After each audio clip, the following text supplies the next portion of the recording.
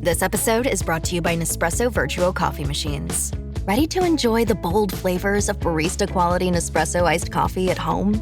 Simply fill a glass with ice and press the brew button on your Virtuo Pop machine to enjoy rich double espressos roasted to stand up even when chilled. Refreshingly bold iced coffee. Refreshingly easy to make at home. Visit Nespresso.com to shop now. This episode is sponsored by Friskies, who would like to tell your cats hi. Now, if that didn't get your cat's attention, there is one thing that always does the trick. Just pour some Friskies crunchy food in the bowl and you'll hear those paws come running. Works every time. With so many Friskies choices, you can always bring your cats running from their secret napping spots. There's always more to explore. See for yourself at friskies.com or visit your local store.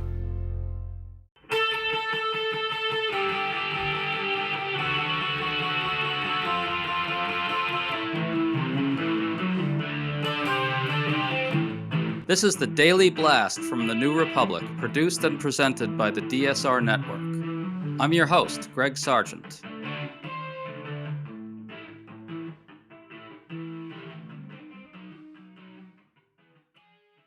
President Donald Trump had an interesting reaction to the news that inflation accelerated last month, which we learned on Tuesday.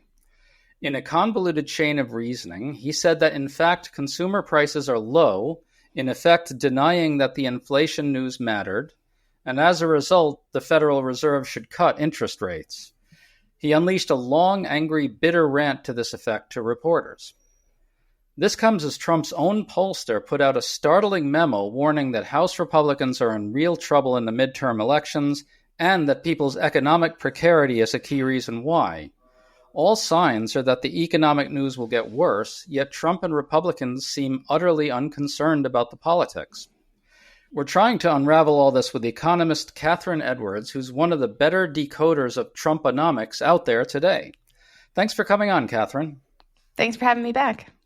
So let's start with the inflation news. The consumer price index rose 2.7% compared to a year earlier. That's the fastest since February. Core inflation, which doesn't include food and energy, is up 2.9%. The New York Times described this as an acceleration of inflation. ABC News called it a surge. This is bad news for Trump because all indications are that it's the result of his tariffs and also because the tariffs are only beginning to bite. It also seems to mean that the Fed won't cut interest rates as Trump wants. Catherine, could you give us a quick overview of what all this data means? We went through something pretty incredible in our economy a few years ago, which was a very severe spike in inflation, where the year-over-year growth in prices was above 6%. Through the course of pretty steady interest rate policy, which was higher, we were able to get those prices down to below 3%. So the growth in prices in the economy is below 3%. But the target is 2%. So if last month we were at 2.4%, and this month we're at 2.7, it's not as if we're in some type of crisis or in some type of severe state that we were a few years ago, but we're going in the wrong direction. We're going in the wrong direction for where we want prices to go, and we're going in the wrong direction for where prices need to be for the Fed to lower interest rates again. And we can be pretty certain that the tariffs, the kind of leading edge of the tariffs, is the reason for the 2.7%, right? This is a signal that those tariffs are going to start to bite harder. Can you explain that to us? Well, any economist will tell you that if you put an import tax on a good, that good becomes more expensive, and that will lead to overall price growth in the economy. But we don't live in a vacuum. Companies and importers and consumers have all known that these tariffs are coming, so they made a ton of shifts in behavior. We saw people bought a lot of goods before the tariffs went into effect. Stores stocked up on inventory before the tariffs went into effect. And of course, the tariffs themselves were like, 10 feet in one direction, then 8 feet retreating, and then a half inch forward. What a lot of economists are seeing in the data based on the specific things that got more expensive is that this is the start of tariffs hitting the overall price data. Consumers tried to shield themselves. Companies and firms and sellers tried to shield their customers and themselves, but we can only hold back the tide for so long. You make things more expensive, prices will eventually have to go up. And so I think what a lot of people are looking at when they look at this data is this is the first bit of going up. It's nowhere near done if these tariffs stay in effect. To stay up to date on all the news that you need to know, there's no better place than right here on the DSR Network. And there's no better way to enjoy the DSR Network than by becoming a member. Members enjoy an ad-free listening experience, access to our Discord community, exclusive content, and more. Use code DSR2025 for a 40% off discount on sign-up at thedsrnetwork.com/buy. That's code DSR2025 at thedsrnetwork.com/buy. Thank you, and enjoy the show. So Trump reacts to all this by basically saying the inflation didn't exist. He angrily tweeted, quote, "Consumer prices low, bring down the Fed rate now." Then Trump spoke to reporters and he elaborated, saying this. Very low inflation. So what you should do is lower the rate. The Fed should lower the rate immediately. Jerome Powell is too late. He's way late. Interest rates should be coming down. We have a very, very successful country. We should have the lowest interest rate anywhere in the world, and we don't. Jerome Powell has done a terrible job, and frankly, I don't think he could do a worse job. He's called everything wrong. Catherine, I'm trying to understand the chain of thinking here. If anything, the inflation report makes it less likely that the Fed will cut interest rates, as you said, precisely because it now looks like the tariffs are biting and will drive up prices, which will make the Fed want to hold off even more. Can you unravel that piece of this for us? Sure. I mean, it's a lot easier to understand if you don't think about anything Trump said. So in order for Powell and the Federal Reserve to lower interest rates, they need to see one of three things. One, annual price growth in the economy hits 2.0% exactly. It falls to the target level. Two, it doesn't fall to the target level, but it's clearly on track to go, and there's nothing of concern standing between, say, 2.2 or 2.1 and this final 2%. Or there is severe trouble in the labor market, and we need to lower interest rates to prevent the economy from slipping into recession and the labor market getting worse. None of those three things have happened. We're not at 2, we're at 2.7. We're not falling in price growth, we're rising in price growth. And the labor market has remained, again, not saying this directly to job seekers, but the labor market has remained very strong on the big statistics where it counts. We're still producing jobs and we still have a very low unemployment rate. There's no justification for lowering rates now, and there is justification for keeping them high. So they're going to respond to economic data. So, going through what Trump says is having a little bit of having your cake and eating it too, because he wants both that price growth is low and inflation is gone and we need to lower interest rates, but also the labor market is incredibly strong. I think Trump is sabotaging his own case, because if there were something that Jerome Powell and the Federal Reserve is really sensitive to right now, it is that the labor market is weaker than the aggregate statistics suggest, which any job seeker can tell you it's very hard to find a job right now. There aren't many openings, and that the labor market might be putting up some good numbers, but it is very, very precarious. But in order for that case to be made, you can't trumpet every jobs report with about how it's the greatest economy the U.S. has ever seen. So I think in some ways, Trump is very good at sabotaging his relationship with the Fed, because he just, doesn't actually respond to what the Fed needs to see. I'm not saying that that's surprising, but you could imagine a much more strategic and nuanced president who would be able to make the case publicly that the labor market has suffered for long enough, and that young people trying to get back into the labor market, they need the boost and they deserve it, and that we've waited for so long for it to come. And you could make the similar case for homeowners. You have to really paint a nuanced portrait of what the U.S. economy needs. I wouldn't say nuanced portrait is necessarily their current president's strong suit. And so I think he kind of puts himself into a box where Powell will probably have to ignore everything that he says. It's really fascinating that you say that, because what we're really talking about here with this lack of nuance on Trump's part is that he can't possibly admit to any fallibility of any kind. He could never conceivably make a nuanced case that in any sense at all might admit that there's something less than perfect about the Trump economy. Isn't that what's going on here? That's what sabotages him. That's the irony. I mean, I don't know. I try not to study him too closely or think about him too much. The truth is that he's a lot easier for me to understand when I think of him as a reality star. And then a lot of the bravado and the changing your mind and the big announcements, but the lack of follow through, it all kind of makes sense because that's what reality TV is. The same thing with the tariffs. Like, why is it taking so long for the tariffs to start to hit U.S. price growth, and why is it so muted? Well, it's because the tariffs themselves have been incredibly muted. They've been walked back most of the time. They're announced at some level, and then they're there's a pause. We're doing all this negotiation. We need to stop. And the motivation for tariffs have never been clear or articulated, and so people don't really know what's going on. That makes sense for a reality star and not an economic leader, which, Trump has benefited from becoming president on 2 occasions when the economy was in an incredible place. But we have a tendency as voters and as citizens to assume that the economy is a real-time performance measure of the president when it's much more complicated. Absolutely. But I will say that Trump's pollster seems to be screaming loudly to Trump that he better be aware of how the economy is being perceived. Tony Fabrizio's firm, that's the Trump polling firm, has a poll out that finds that in competitive House districts, Republicans are down 3 points to Democrats in the generic ballot matchup. Among the most motivated to vote, the Republicans are down 7 points, and midterms feature very motivated voters, so that's a serious warning to the GOP. Critically, though, the poll finds huge majorities of these midterm voters support the premium tax credits that make insurance more affordable on the Obamacare exchanges. 72% support extending them.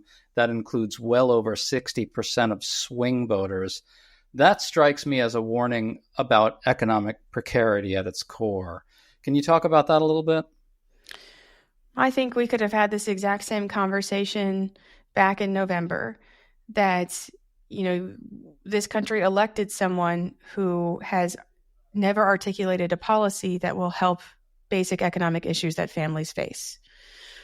Reaching for big tariffs, reaching for deporting people who are, in the U.S. and citizens in all but name, in terms of paying taxes and having jobs and putting their kids in school and going to church, and that we're going to tear down the federal government employee base for no articulated reason, or really no beneficial, boon to the U.S. at this point. Right? He's never had solutions. He's never diagnosed people's problems and come up with what will solve them or make them better. We could have said that in November, even as we're experiencing it in July, that, he's very good at getting people mad, very good at thinking of a wistful past that he would like to create. But the man has completely boxed himself out of the future because he's not going to contribute to it. He's not going to make childcare more affordable. He's not going to make healthcare more affordable. He's not going to help people with housing. And he hasn't pursued any policies that are going to do those things. At some point, Americans' dissatisfaction with their own economic situation will outlast whatever joy they get seeing someone they like reelected. And healthcare, he's going to preside over a rise in the uninsured rate rather than preside over a move toward universal health care, which would be progress. The polling memo from Trump's pollster starkly warns this, quote, Republicans can expect a loss of support in these most competitive districts if the premium tax credit is not extended. And Republicans are not going to extend those tax credits. So clearly, this pollster is essentially saying the Trump economy is not being perceived as a positive thing. So the big picture here is that on all fronts, Trump's economic policies are slowly pushing things in the wrong direction for working people. On one front, as you mentioned earlier, the tariffs are really starting to bite, and those price increases hit working and middle-class consumers most directly. Those are likely to get worse over time. On another front, they just cut Medicaid by $1 trillion and also cut ACA spending, as we discussed, and that could result in 17 million people losing insurance. That, too, largely hurts the working poor. What's the sum total of the impact on the working poor, on working class people, on middle class people who are somewhat precarious? All these policies are going to start really converging, aren't they? What can we expect? I think it's helpful to think in terms of blunt directions instead of any specific estimate. Right. Tariffs will make prices for most goods and services go up rather than down. And down makes life better. Deporting workers and creating shortages in industries for either workers or the goods that they are used to produce, that also makes prices go up and not down. So down is better, and that's not going to happen. Same thing with, healthcare. If you have a health insurance system that is built on a very complex system of subsidies and expansions that you take $1 trillion from, right, that's going to make medical care either scarce, more expensive, harder to get access to, a combination of the three. And in this case, up is bad. So not going to be helpful. Well, CNN has a headline that's pretty blunt. It says, quote, "This could be the summer of economic hell." Close quote. I'm sure that writer didn't get to write her headline, and so I'm going to empathize with her that maybe that's not what she meant. But Democrats are passing this around along with some other articles that are really pretty stark in describing what could be coming. I think the basic point in this CNN piece is some of the stuff you've been talking about, which is that the tariffs are going to start biting later, that there's a lag time between the imposition of the tariffs and the actual price increases that result. As you've pointed out, he's constantly sort of chickened out and backed off here and there. But now, by all indications, on August 1st, we're going gangbusters ahead. Are we headed for something much worse? The current state of the U.S. economy is a slow slowing, which we've talked about before. And that's, if you were to take all of Trump's economic policies and put them kind of, line them up and look at them, not as he's described them, not as he's sold them, not as he's announced them, but what they are actually doing, the number one ailment that the economy faces right now is uncertainty. We don't know what the interest rates will be in 3 months. We don't know what tariffs will be in 3 months. And that makes it, and we don't know what prices will be in 3 months. Makes it very hard for everyone to plan, whether they're a consumer or a financial firm or a company that's just trying to kind of make it in the world. If you don't know what's coming, you can't plan for it. And so we're basically idling in place. That means that, if we stay on this trajectory, we will eventually cross into recession territory. It's just a matter of how long it takes. Uncertainty isn't associated with a quick deceleration, but a kind of a very slow slide. The crowning irony to this, of course, is that he got elected on this promise of having total mastery and total command of his own policies and of the economy. And of course, the story is that we're just kind of adrift and stagnating and sliding downwards, right? But I think it would be wrong not to take lessons from his victory in that people want to see economic improvements. The burden shouldn't be on the electorate to really understand economic policy and its consequences, and the causal chain from the policy to the fix. I have grown somewhat unpopular in certain circles for pointing out that I don't really remember a very clear articulated solution coming from the last 5 presidential elections that mentioned things like, here's how to fix childcare. Or, I'm for universal paid family leave. Or I'm for raising the minimum wage to $20.